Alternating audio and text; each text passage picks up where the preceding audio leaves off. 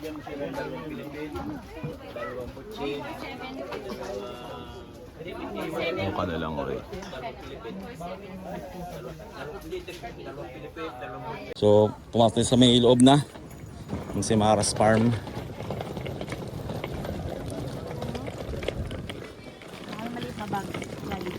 Tayo ng sapi na lang para ano, pahinga. Pwede maghiga-higa. Ganda.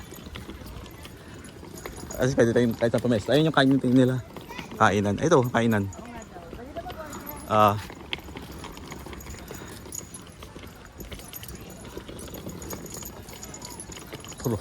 Puro top kable ng kuryente lang ibabaw. Alam mo kaya kay kuya kung saan pwede maglatag? Kahit Doon sa may ilog. Sa ilog. Malapit sa ilog. Kakagit ko lang mga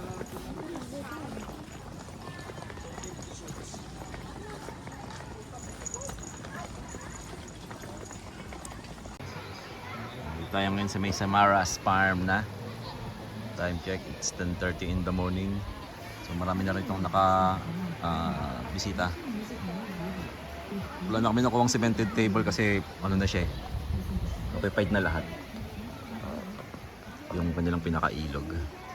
Yung pinaka-main ano rito, paliguan. Sa kabila may mga naliligo mga bata. Ito mga adult. May mga bata rin naman na konti. Nakuha nating picnic mat na banig. Pero banig siya picnic mat. Picnic banig. Ito yung kanilang Uy, pero kasi naman ng English naman kasi yata ng banig is mat. mat nga. Laki pa ng space to, no. Meron lang siyang tower ng ng kuryente kaya medyo nakakaano magpalipad ng drone. Na signal. Saka wala signal din eh. Hindi, okay lang wala signal yung data. Satellite naman yung signal ng drone. May talim na tayo sila rito. Yung pinya. Mga pinya yung mga nakatanim na yan. Dito pang chill. Check na lang sa kanilang website. Facebook page pala. Para dun sa rates ng kanilang entrance. Saka sa cottage. Yung kanilang pinaka-ilog. Malinaw. Sa may dulo.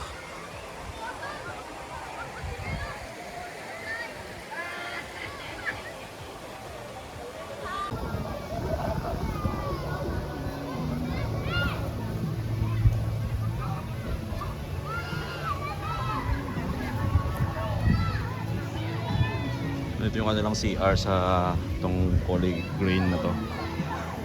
CR ng lalaki.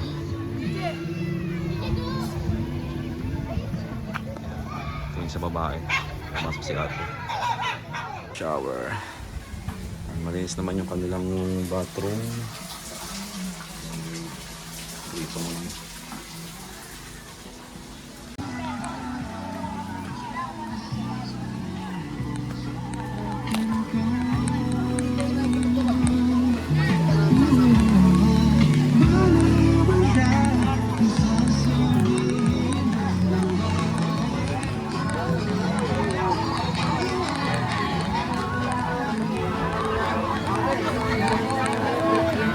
Ito lahat halos ng mga cottage sa gilid ng ilog.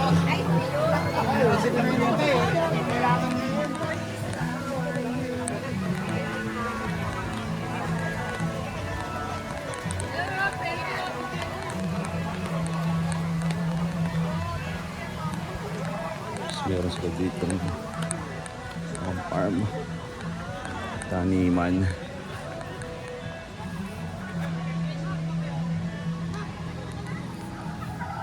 Pag sa pwesto natin.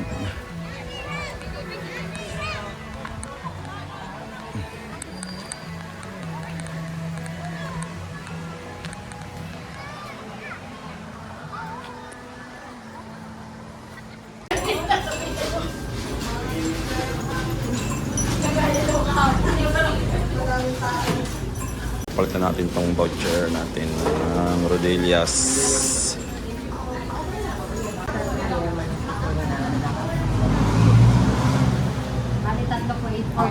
Add na lang po.